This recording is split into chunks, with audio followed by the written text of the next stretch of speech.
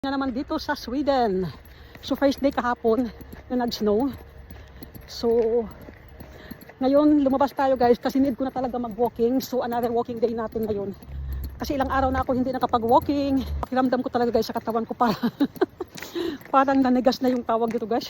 Yung tuhod ko o yung mga paa ko guys palagi na lang nakahiga o nakaupo. Ay hindi naman guys kasi nung nandito si Linil kahapon lumabas din naman kami guys at naglaro.